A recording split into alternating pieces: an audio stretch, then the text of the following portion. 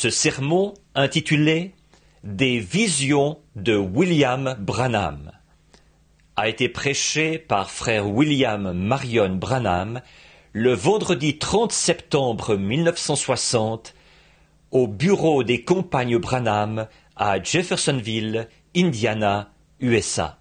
Cette bande est enregistrée pour le royaume de Dieu, puisque je vais la remettre à frère Lee Vail pour qu'il en fasse un manuscrit.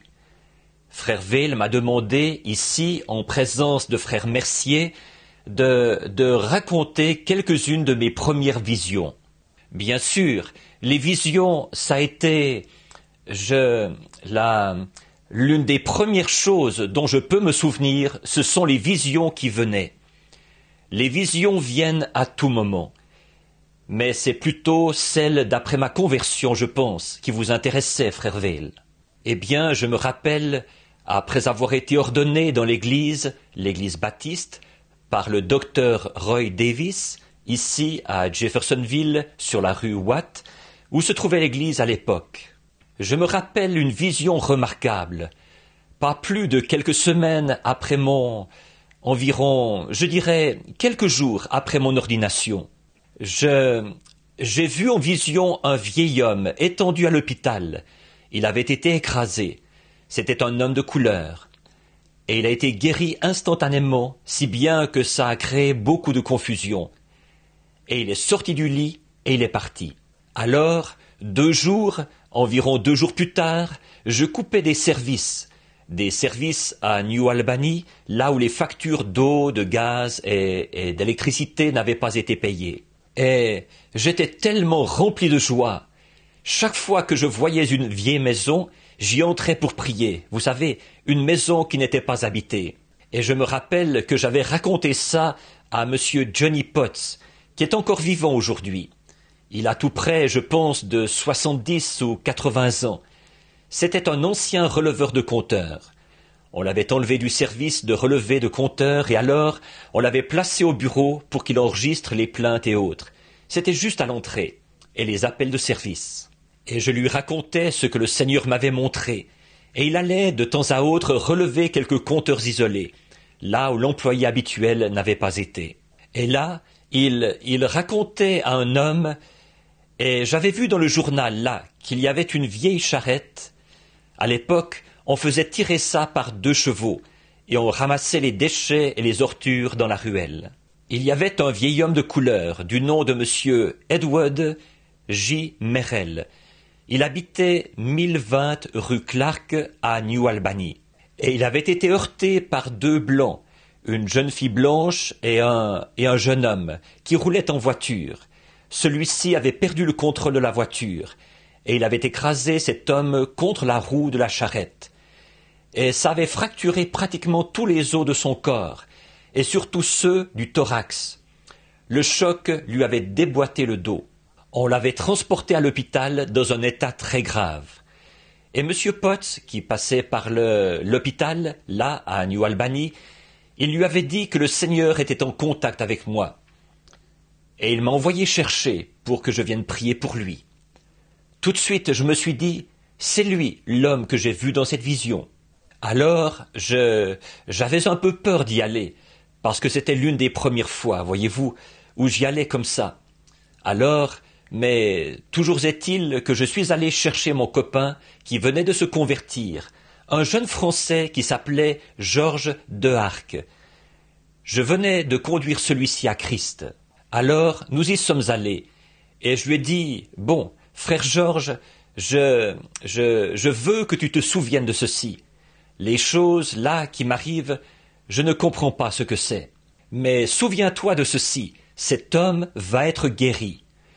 Et au moment où il sera guéri, là, je ne peux pas prier pour lui tant que les 2 blancs ne viendront pas se tenir de l'autre côté du lit, parce que je dois procéder de la façon dont ça m'a été montré.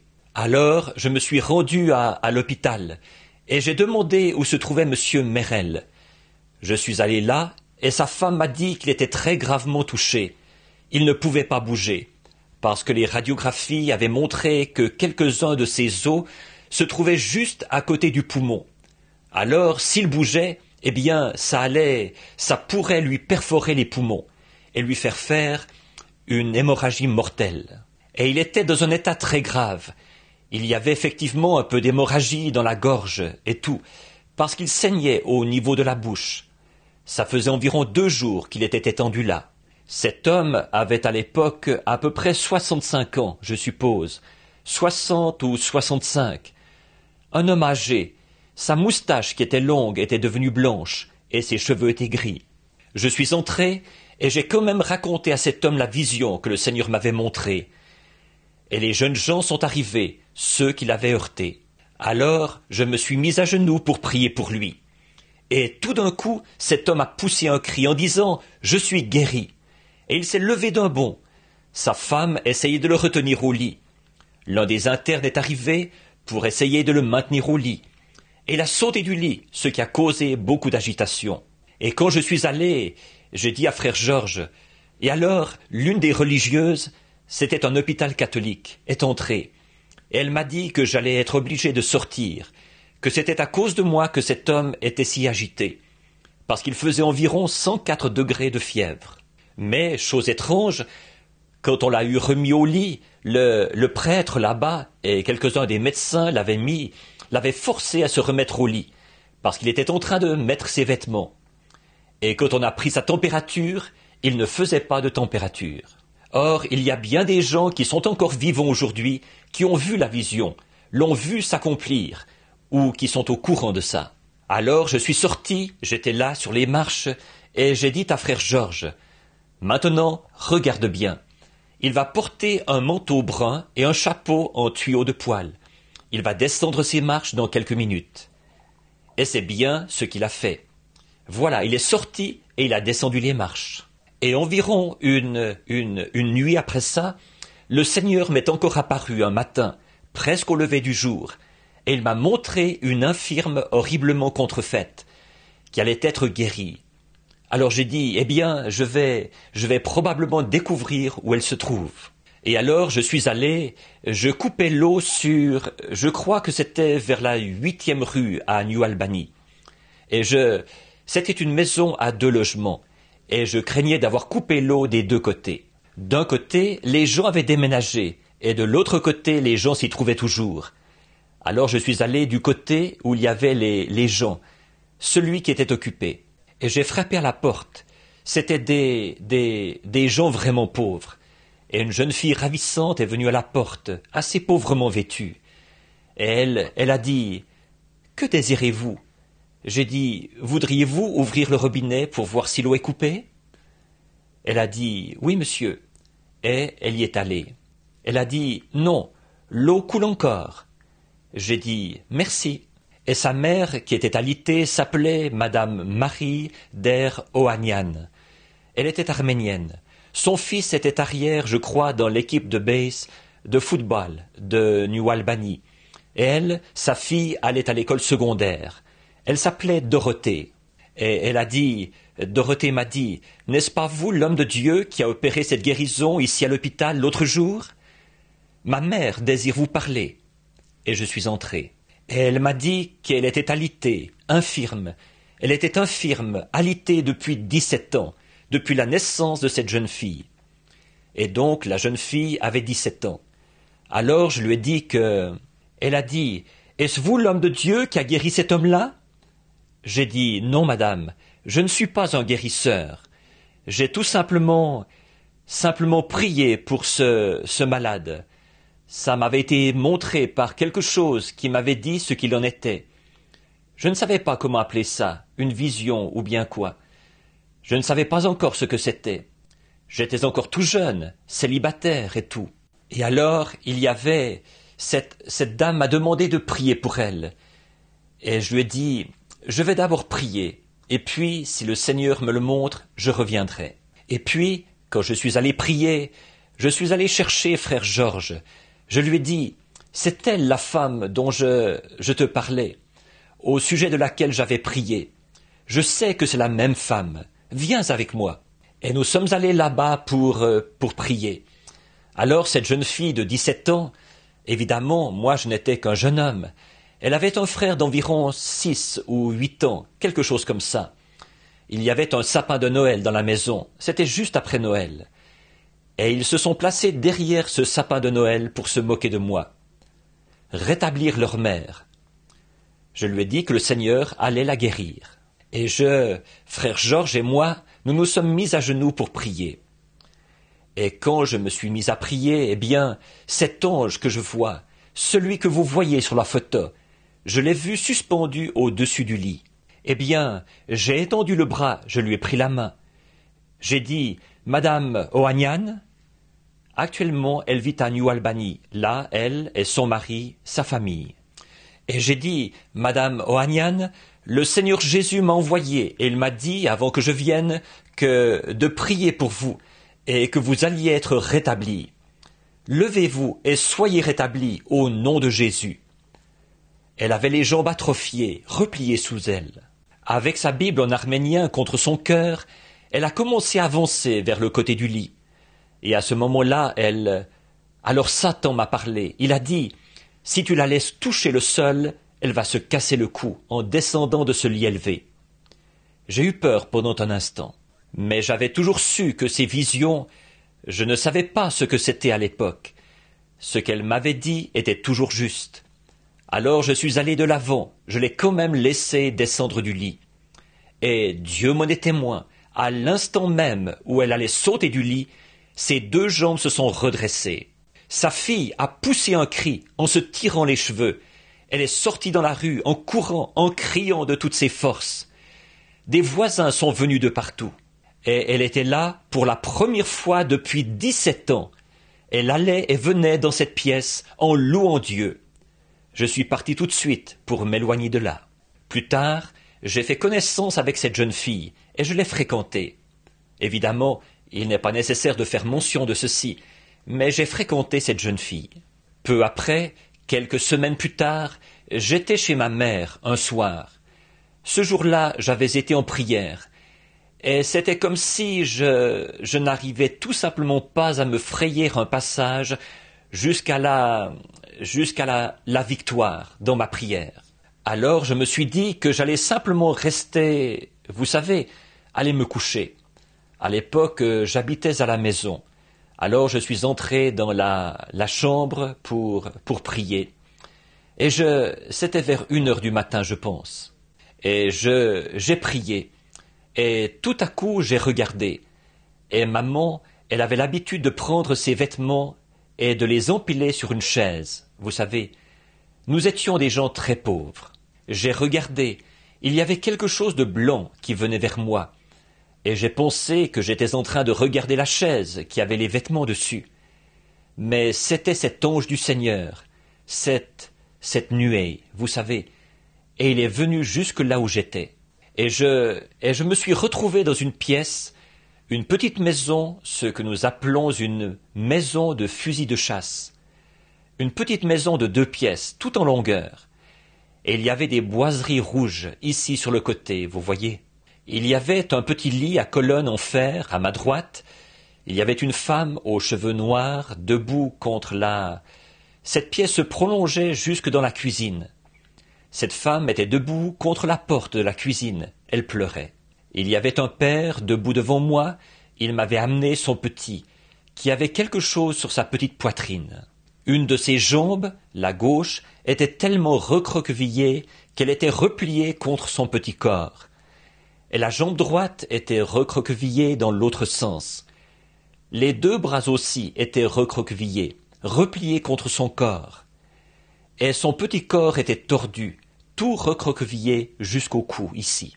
Et je me suis demandé, qu'est-ce que ça veut dire? J'ai regardé, et à ma gauche, une vieille femme était assise. Elle ôtait ses lunettes et en essuyait les larmes, ou quelque chose qu'il y avait sur ses lunettes.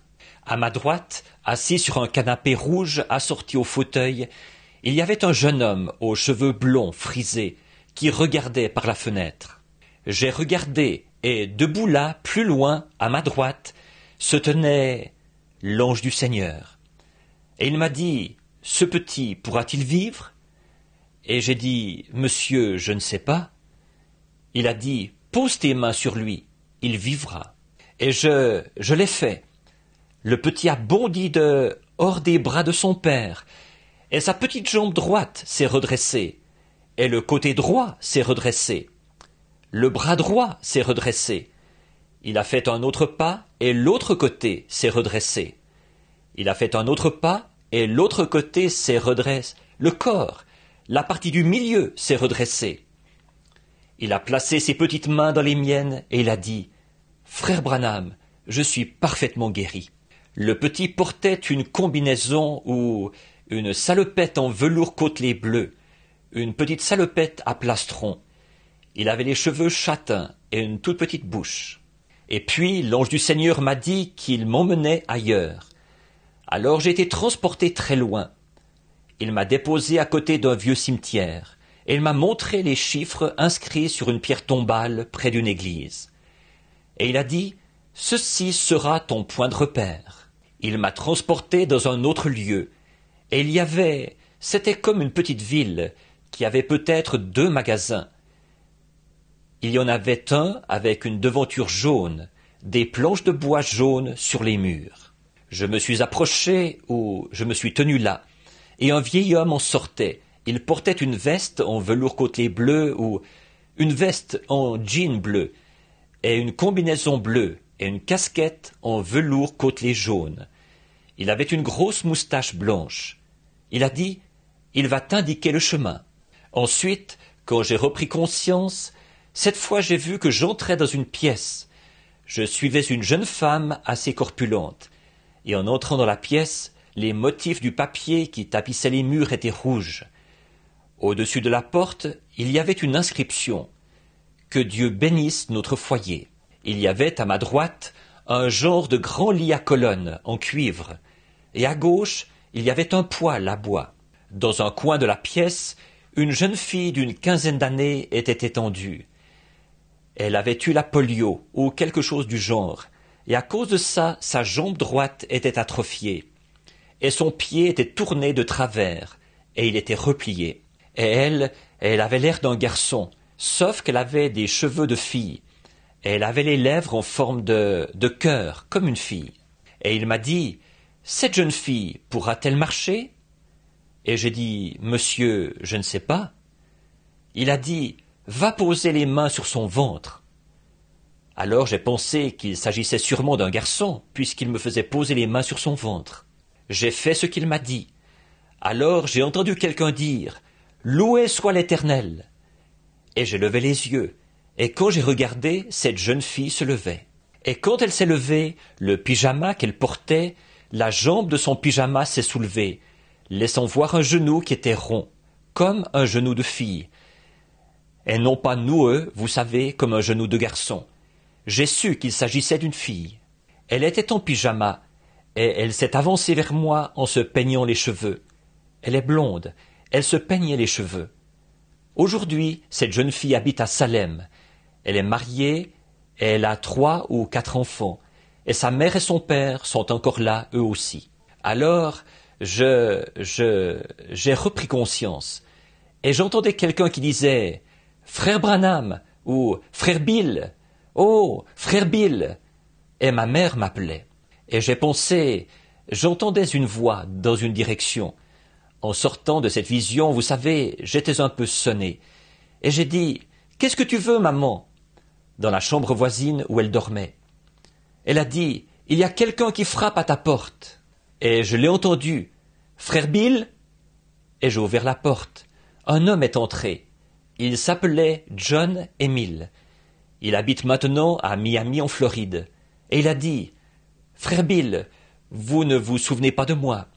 J'ai dit « Non, je ne crois pas. » Il a dit « Vous m'avez baptisé, moi et ma famille. » Mais il a dit « J'ai pris une mauvaise voie. » Il a dit « J'ai tué un homme ici il y a quelque temps. Je lui ai donné un coup de poing au cours d'une bagarre et je lui ai cassé le cou. » Et il a dit « J'ai perdu un de mes jeunes fils, l'aîné. » Et il a dit « Le cadet est couché à la maison. Il est mourant en ce moment. » Et il a dit « Le médecin de la ville ici vient de partir. » Et il a dit « L'enfant fait une pneumonie double. C'est à peine s'il arrive à respirer. » Et il a dit tout simplement, c'est vous qui m'êtes venu à l'esprit. Je me demande si vous accepteriez de venir prier pour lui. » Et il a dit, « Bon, comme vous le savez, je suis un cousin de Graham Snelling. » En fait, Graham Snelling, qui est maintenant le révérend Graham Snelling, n'était pas encore ministre à l'époque. C'était un chrétien, un jeune homme très bien. Il a dit, « C'est mon cousin, je m'en vais le chercher. » Il habitait à un demi-mille de chez moi au centre de la ville. Et il a dit, « Je m'en vais le chercher. Est-ce que vous viendrez là-bas » J'ai dit, « Oui, monsieur Émile, aussitôt que je me serai habillé. » Alors il a dit, « Je vais prendre ma voiture et je vais vous y amener. » J'ai dit, « D'accord. » Il a dit, « Aussitôt que j'aurai pris Graham, et je voudrais que vous priez tous les deux pour le petit. » J'ai dit, « D'accord. » Et donc je me suis préparé. Et maman a dit, « Qu'est-ce qu'il y avait ?» J'ai dit, « Il y a un petit qui va être guéri. » Alors elle a dit, « Guéri ?» J'ai dit, « Oui, maman. » Et alors j'ai dit, « Je t'en dirai plus long à mon retour. » Alors, quelques instants après, il a frappé à la porte, et frère Graham était avec lui. Nous avons passé par ici, à côté de ce que nous connaissons aujourd'hui comme le chantier de construction pour bateaux, ce qui était à l'époque le vieux chantier naval Howard. J'ai dit, « Monsieur Émile, où est-ce que vous habitez maintenant ?» Il a dit, « Au nord d'Utica. » J'ai dit, « Vous habitez une petite maison, ce que nous appelons une maison de fusil de chasse, une petite maison de 2 pièces. » « Oui, monsieur. » « Elle est située sur une colline. » « Oui, monsieur, » il a dit. J'ai dit, « Votre plainte, ici, est faite de planches à rainures et languettes. Elle est peinte en rouge. » Il a dit, « C'est exact. » J'ai dit, « Le petit est couché sur un lit à colonne en fer. Et il a ça à la maison, une salopette en velours côtelé bleu. » Il dit, « Il la porte en ce moment. » Et j'ai dit, « Et c'est un enfant qui est tout petit. Il a environ 3 ans. Et il a aussi une toute petite bouche, des petites lèvres très minces. Et il a les cheveux châtain clair. » Il a dit, « C'est la vérité. » J'ai dit, « Madame Émile est une femme aux cheveux noirs. Et dans cette pièce, vous avez un canapé rouge et un fauteuil rouge. » Il a dit, « Est-ce que vous y avez déjà été, frère Branham ?» J'ai dit, « Tout à l'heure. » « Tout à l'heure ?» il a dit. J'ai dit, « Oui. » Mais il a dit, « Je ne vous ai pas vu. » J'ai dit, « Non, c'était en esprit. » J'ai dit, « Monsieur Émile, vous m'avez entendu parler, si c'est moi qui vous ai baptisé, des choses qui m'arrivent. Il se peut que je vois des choses avant qu'elles arrivent. » Il a dit, « Oui. » « Est-ce qu'il vous est arrivé quelque chose du genre, frère Branham ?» J'ai dit, « Oui. » Et monsieur Émile, celui qui m'a dit ce qu'il en était, il ne m'a jamais dit un mensonge. Votre petit va être guéri quand j'arriverai là-bas. Il a arrêté la voiture, il s'est affalé sur le volant et il a dit, « Ô Dieu, sois miséricordieux envers moi, ramène-moi au Seigneur. » Voyez, et je te promets de vivre pour toi le reste de ma vie, si tu épargnes la vie de mon petit. Et là, il a donné son cœur à Christ. Nous sommes entrés dans la maison, tout excités à cause de lui, une âme qui avait été ramenée à Christ. Quand nous sommes entrés dans la maison, tout était là, exactement tel quel, sauf que la vieille femme n'était pas là. Émotif, surexcité, j'ai dit, « Amenez-moi le petit. » C'est à peine si le petit était encore en vie. Voyez, ce recroquevillement, ça voulait dire que la vie avait quitté le petit. Il était tout recroquevillé, jusqu'à sa petite gorge, ici. Et j'ai dit, « Amenez-moi le petit. » sans attendre que la vision s'accomplisse. Frère Vail, si ce bloc-notes était censé se trouver ici, je ne peux pas prononcer une seule parole, tant que ce bloc-notes n'aura pas été posé là. Voyez, il faut que ce soit exactement tel qu'il me l'a montré. Donc j'ai dit, « Amenez-moi le petit. » Et le papa m'a amené son petit et j'ai prié pour lui. Son état s'est aggravé. Alors je me suis dit, là, quelque chose. Il était vraiment à bout de souffle, et ils ont dû lutter, le secouer et tout pour le réanimer. Je me suis dit, là, il y a quelque chose qui cloche. Tout à coup, la pensée m'est venue. Où se trouve la vieille femme? Ça ça n'y était pas encore. Alors, ils ont recouché leur petit. Ils lui mettaient des trucs sous le nez et tout, et il pleurait. Sa mère criait comme une hystérique et tout. Mais le petit, c'est à peine s'il respirait. J'ai pensé, eh bien, à cause de ma stupidité, j'ai fait mauvais usage de la vision de Dieu. En effet, je n'ai pas du tout attendu qu'elle s'accomplisse, tellement j'étais surexcité.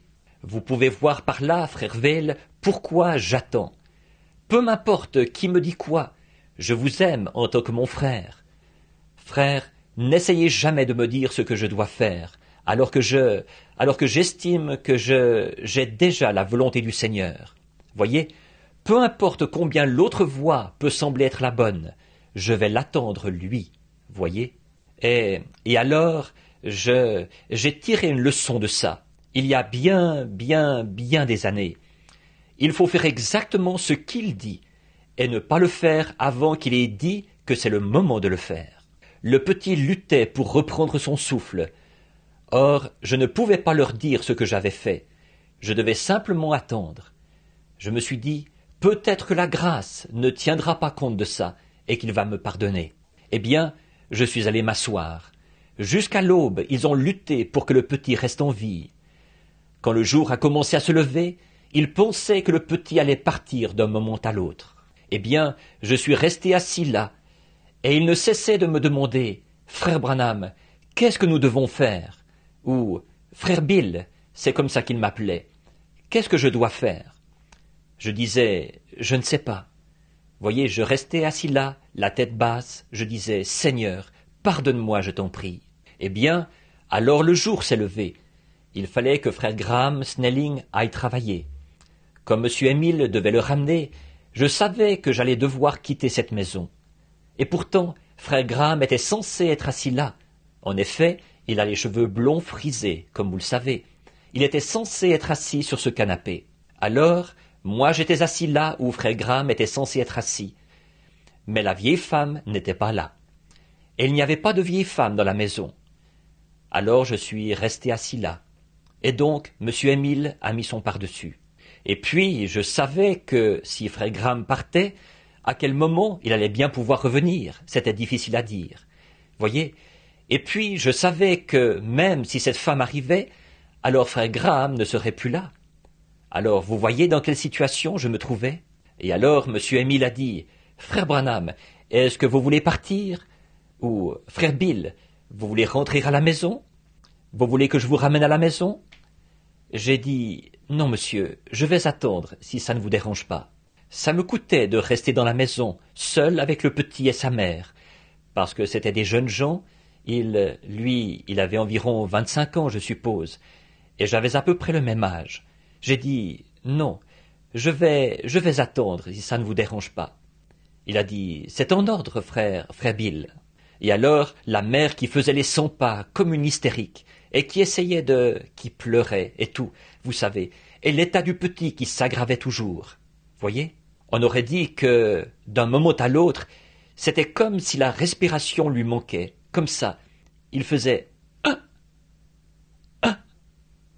C'est tout ce qu'il y avait comme souffle en lui. Et rien, on n'avait pas de pénicilline et tout ça à l'époque, voyez-vous. Alors on leur mettait seulement des cataplasmes et des choses comme ça. Mais le petit, il y avait déjà plusieurs jours qu'il souffrait de ça. Et il s'en était allé, voyez-vous, ou il s'en allait. Et alors je me suis assis là. J'ai pensé, oh, si Graham part. Graham a mis son manteau et il allait franchir la porte pour sortir. Et il a dit à sa femme, il a dit, eh bien, nous serons de retour dans un petit instant. Je me suis dit, oh Dieu, alors il va falloir que je passe toute la journée ici, et peut-être encore toute la nuit, tu vois, à attendre cette vision. Qu'est-ce que je peux faire? Et j'ai regardé par la fenêtre, et voici, la grand-mère du petit arrivait sur le côté de la maison. Je l'ai appris plus tard, là, que c'était sa grand-mère. Elle portait des lunettes. Je me suis dit, ça y est, Seigneur, pourvu que Graham ne sorte pas. Alors, elle arrivait toujours par la porte de devant, mais pour une raison ou pour une autre, qu'on ignore même jusqu'à ce jour, elle est passée par la porte de derrière. Elle est entrée par la cuisine. Elle est entrée dans la cuisine de la petite maison. Quand elle est arrivée dans l'embrasure de la porte, sa fille y a accouru. Elle l'a embrassée, parce qu'il s'agissait de la mère de la fille, vous savez, elle l'a embrassé. Et frère Graham, et puis elle a dit, « Est-ce que le petit va mieux ?» Elle a dit, « Maman, il est mourant. » Elle s'est mise à crier comme ça, et sa mère pleurait. Alors, je me suis dit, pourvu que ça marche là, que Graham ne sorte pas. Et je me suis levé, mais je ne pouvais rien dire, voyez-vous, je ne pouvais qu'attendre. Et frère Graham a fait quelques pas. Je m'étais levé pour qu'il puisse s'asseoir. Et c'étaient des membres de sa famille, voyez-vous. Alors il s'est mis à pleurer, lui aussi, et il s'est assis sur le canapé, là où il était censé être assis.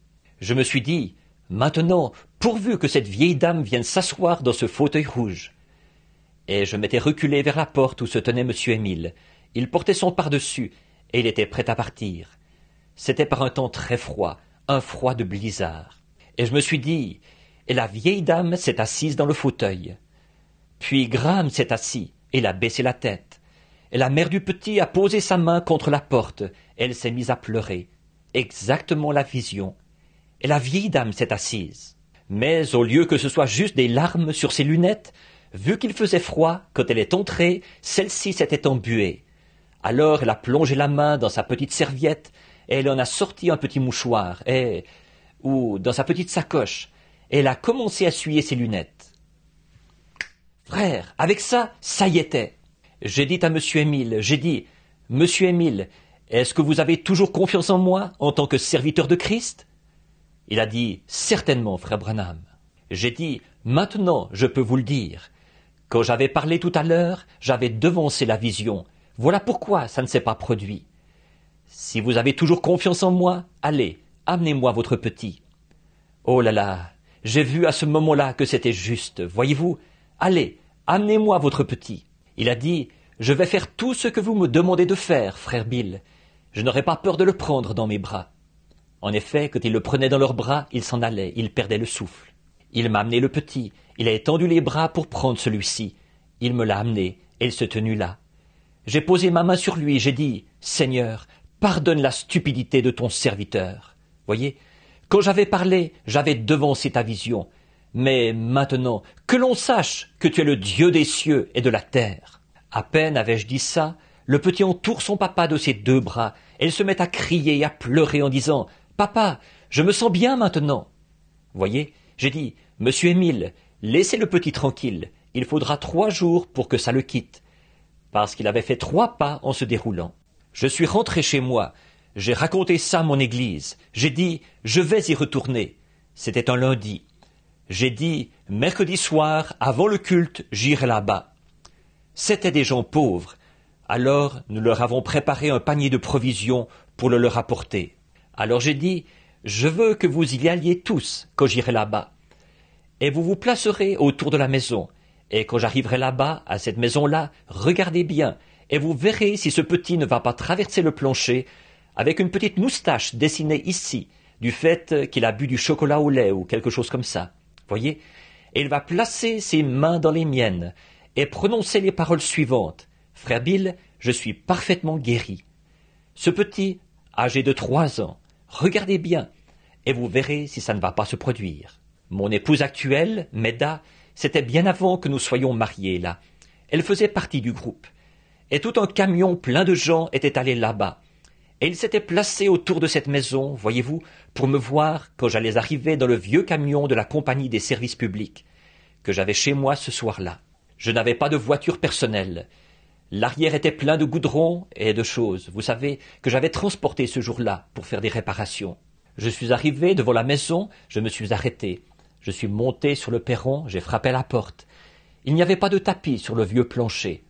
La mère a traversé la pièce, elle a dit « Tiens, mais c'est frère Bill !» comme ça. Et les gens regardaient à l'intérieur par les fenêtres, à ce moment-là, pour voir ce qui allait se produire. Et dans le coin, le petit garçon était en train de jouer.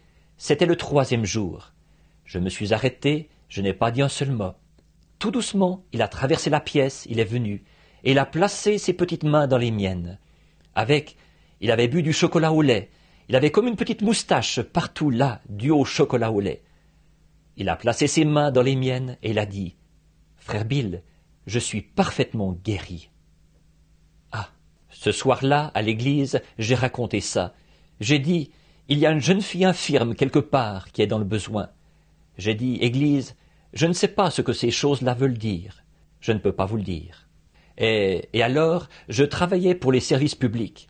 Et je me rappelle, un jour, environ une semaine après ça, j'allais sortir de la bâtisse. Je sortais. Monsieur Herb Scott, qui habite actuellement ici, en ville, c'était mon patron.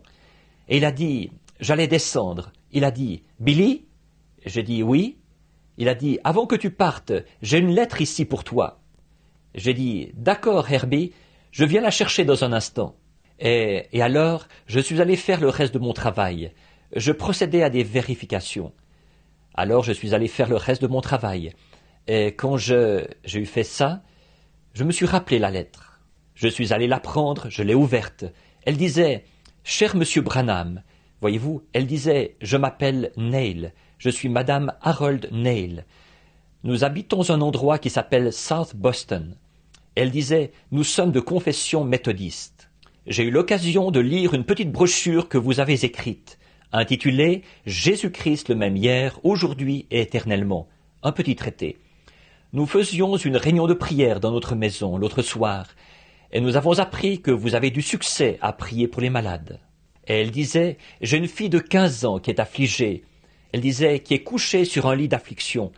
Et je ne sais pas pourquoi, mais je n'arrive pas à me défaire de la pensée que je dois vous inviter à venir prier pour ma fille. Voudriez-vous, s'il vous plaît, venir prier pour elle? Bien à vous, Madame Harold Neil, South Boston, Indiana. J'ai dit, vous savez, c'est cette jeune fille-là, c'est elle. Je suis rentré à la maison, j'ai raconté ça à ma mère. Je leur ai raconté ça. J'ai dit, c'est cette jeune fille-là. Et puis, ce soir-là, à l'église, j'ai dit à l'église, j'ai dit, voici, c'est à cet endroit. J'ai dit, est-ce que quelqu'un sait où se trouve South Boston? Et frère George Wright, vous le connaissez tous, il a dit, frère Branham, je pense que c'est au sud. Alors, le lendemain, 2 de mes amis et mon épouse actuelle, ainsi qu'un homme et sa femme du Texas, eux, ils s'appelaient Brace, Ad Brace. Il habite maintenant par ici, au sud de Milltown. C'est un fermier. C'était un propriétaire de ranch là-bas dans l'ouest. Et il était venu s'installer ici pour être près de l'église. J'avais prié pour sa femme, et elle avait été guérie de la tuberculose. Et alors, il voulait voir la chose se produire. J'ai dit, venez avec moi, et vous verrez si ça ne va pas se produire exactement comme ça. Alors, cette dame n'avait jamais vu une vision, Madame Brace. Alors, ma femme m'a accompagné. Frère Jim Wiseheart, l'ancien âgé, vous vous souvenez à l'église. Là, le diacre âgé, lui aussi voulait voir ça. Je n'avais à l'époque qu'un vieux roadster, et je les ai tous entassés là-dedans. Nous sommes descendus au sud de New Albany. Là, j'ai vu un panneau et j'ai constaté qu'il ne s'agissait pas de South Boston, il s'agissait de New Boston. Alors, à ce moment-là, je ne savais plus où aller. Alors, je suis remonté à Jeffersonville et je me suis renseigné auprès de quelqu'un. Quelqu'un est allé au bureau de poste où on a dit « South Boston, c'est au nord, au-dessus de Henryville ». Alors, je suis monté à Henryville et je me suis renseigné là-bas. Et ils ont dit « Prenez cette route-ci, c'est à une 15aine de milles, passez les petites montagnes, ici, vous verrez une petite ville. Faites attention, sinon vous allez la manquer. » Ils ont dit « Parce qu'il n'y a qu'un seul petit magasin, et il y a le bureau de poste et tout le reste dans ce magasin. South Boston, c'est par là, où il y a ces petites montagnes. De ces petites montagnes, il y en a sur une superficie de 17 000 acres, là-bas, voyez-vous, et c'est de l'autre côté, dans les collines là-bas. » Alors nous avons continué à rouler, et tout à coup, j'ai eu une sensation très étrange. Après avoir fait 5 ou 6 milles en voiture, j'ai eu une sensation très étrange. J'ai dit, je ne sais pas. Ils ont dit, qu'est-ce qu'il y a? J'ai dit, je crois que celui qui me parle veut me parler. Alors je vais devoir quitter la voiture. Alors je suis descendu de la voiture. Les femmes étaient assises sur les genoux l'une de l'autre, vous savez, et tout, dans ce vieux roadster. Je suis descendu de la voiture et je suis allé derrière la voiture. Et j'ai courbé la tête, j'ai posé mon pied sur le pare-choc, à l'arrière de la voiture, et j'ai dit, « Père Céleste, que veux-tu faire savoir à ton serviteur ?» Et j'ai prié. Il ne s'est rien passé. J'ai attendu quelques minutes. Et je me suis dit, eh bien, d'habitude, là où il y a beaucoup de monde comme ça, il faut que je m'isole. Et alors, j'ai attendu quelques minutes. J'ai été comme attiré à regarder là-bas. La pensée m'est venue. Eh bien, dis donc, il y a cette vieille église qui se trouve par ici. Et si jamais vous y... C'est l'église de Bunker Hill. Et j'ai regardé à côté l'église chrétienne de Bunker Hill. Et il y avait là les pierres tombales du cimetière, juste devant l'église. Et je suis allé là-bas, j'ai dit, maintenant, vous avez tous noté ces lettres. Je n'avais jamais été dans cette région-là de ma vie. Je n'avais jamais été nulle part par là de ma vie. Et j'ai dit, venez ici, avec ces noms et ces chiffres, et voyez si ce ne sont pas les mêmes que sur cette pierre tombale. Et voilà, c'était exactement ça. J'ai dit, ça y est, maintenant nous sommes sur la bonne route. J'ai dit, c'était l'ange du Seigneur. Voyez-vous, j'étais passé juste à côté sans le savoir. Alors, oh, il est parfait. Et alors, nous avons continué à rouler et à rouler. Un moment après, j'ai rencontré un homme et je lui ai dit, « Monsieur, pouvez-vous m'indiquer où se trouve South Boston ?» Il a dit, « Allez en cahotant à droite puis à gauche. » Vous savez, et ainsi de suite, comme ça. Et nous avons donc continué à rouler. Alors, au bout d'un moment, nous sommes arrivés. J'ai remarqué que j'arrivais dans un petit endroit où il y avait comme un petit village. Et j'ai regardé. J'ai dit, c'est ça, c'est en plein là. J'ai dit, voilà la devanture jaune du magasin. J'ai dit, maintenant regardez bien. Un homme va sortir de là. Il portera une combinaison bleue, une casquette en velours côtelé blanc ou en velours côtelé jaune. Il aura une moustache blanche et il va m'indiquer le chemin. Si ça n'arrive pas, je suis un gros menteur. Et alors, ils étaient tous dans la tente. Et je suis arrivé en voiture devant cet endroit. Et juste au moment où j'arrivais là devant, l'homme est sorti. Il portait cette combinaison bleue et cette casquette en velours côtelé jaune. Et il avait une moustache blanche. Et Madame Brace s'est évanouie dans la voiture en voyant la chose s'accomplir, comme ça. J'ai dit, « Monsieur, vous êtes censé me dire où se trouve Harold Neil. » Il a dit, « Oui, monsieur. » Il a dit, « Est-ce que vous venez du sud ?» J'ai dit, « Oui, monsieur. » Il a dit, « Vous l'avez dépassé. À environ un demi-mille plus bas sur la route, prenez la première route à gauche. Plus haut sur cette route, vous allez voir une grande étable rouge. Tournez du côté de cette étable rouge. » Il a dit, « C'est la deuxième maison à votre droite, quand vous arrivez sur cette petite route semblable à un sentier. » J'ai dit, « Oui, monsieur. » Il a dit, « Pourquoi ?» J'ai dit, « Il a une fille affligée, n'est-ce pas ?» Il a dit, « Oui, monsieur, c'est exact. » J'ai dit, « Le Seigneur va la guérir. » Et le vieil homme s'est mis à pleurer. Voyez, il ne savait pas du tout, et alors il était inclus dans la vision. Il ne savait pas ce qui se passait. J'ai fait demi-tour. Nous avons réussi à ranimer un peu Madame Neil. Et nous sommes allés là-bas, nous sommes entrés à pied dans la cour. Nous sommes descendus de la voiture, nous sommes allés là. Nous sommes allés là où, vous savez, là où ça se trouvait. Et une jeune femme corpulente s'est présentée à la porte. J'ai dit, la voilà. Voyez? Et alors, elle a dit, bonjour. Et j'ai dit, bonjour. J'ai dit, je suis frère Bill. Oh, elle a dit, je pensais bien que c'était vous. Elle a dit, vous avez reçu ma lettre? J'ai dit, oui, madame, je l'ai reçue. Elle a dit, je suis madame Harold Neil. J'ai dit, eh bien, je suis content de faire votre connaissance, madame Neil. Et voici le petit groupe de gens qui sont venus avec moi pour prier pour votre fille. Elle a dit, oui.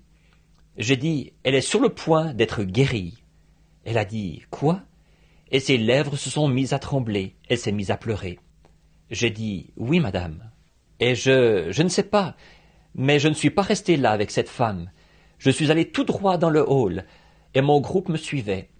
Quand j'ai ouvert la porte qu'il y avait à droite du hall de cette grande maison rustique, quand j'ai ouvert la porte, il y avait les papiers jaunes, ou le papier peint jaune sur le mur, avec les motifs rouges. L'inscription « Que Dieu bénisse notre foyer », le vieux lit à colonnes en cuivre, le poêle à bois à ma gauche, et il y avait un tout petit lit de camp qui se trouvait là, dans lequel cette fille, qui avait l'air d'un garçon, était couchée. Là, il s'est passé quelque chose. J'étais là, dans le coin de la pièce, et j'observais mon corps s'avancer vers ce lit. et j'ai posé mes mains là, sur son ventre, exactement comme le Seigneur l'avait dit. Et quand j'ai fait ça, quand Madame Neil est entrée dans la pièce et qu'elle a vu ça, elle s'est écroulée sur le parquet, de nouveau, et s'est évanouie. C'est une personne assez fragile. Alors elle est tombée, évanouie sur le parquet de nouveau. Et frère Neil essayait de la ranimer. Et le vieux frère Jim, debout là, il disait « Le Seigneur soit béni !» en se tenant les mains ensemble, si vous savez un peu comment il agissait. Et donc, j'ai regardé ça, et j'ai vu ça. J'ai posé mes mains sur elle, ou sur son ventre, comme ceci. J'ai dit « Seigneur, je fais ceci suivant ce que je considère comme l'ordre que Dieu m'a donné de le faire. » Et à peu près au même moment, elle s'est mise à pleurer, et d'un bond, elle s'est mise debout. On venait de relever Madame Neil. Elle s'était réveillée de son évanouissement. Et quand la jeune fille a bondi hors du lit, alors voilà la jambe de son pyjama s'est soulevée, sur la jambe droite, exactement comme la vision l'avait montré. C'était un genou rond de fille, et non celui d'un garçon. Et Madame Neil s'est écroulée de nouveau, voyez. Elle s'est évanouie. Ça faisait 3 fois qu'elle s'évanouissait. Et cette jeune fille est sortie de là, de cette pièce-là. Elle est allée dans sa chambre en pleurant. Elle a mis son kimono, et elle est revenue en se peignant les cheveux, à l'aide de la main infirme. Elle était aussi paralysée d'une main, de la main droite. Elle se peignait les cheveux à l'aide de cette main infirme. Elle est mariée. Elle a une tripotée d'enfants. Son nom, je ne sais pas quel nom elle porte maintenant. Mais Neil, n'importe qui pourra vous le dire. Harold Neil. Et ses visions sont vraies. Je pourrais retracer de ces choses et vous conduire auprès de gens. On pourrait produire une quantité de livres rapportant des choses comme celles-là qui se sont produites. Or, c'est vrai ça, frère Veil. Moi, je vais faillir. Je suis un homme. Je suis voué à l'échec, pour commencer. Et je suis un piètre substitut comme serviteur de Christ. M-E-R-R-E. 2 L. C'est tout ce qu'il y a. Cela, N-A-I-L. B-R-A-C-E. Ad Brace. Graham. G-R-A-H-A-M. S-N-E-2-L-I-N-G.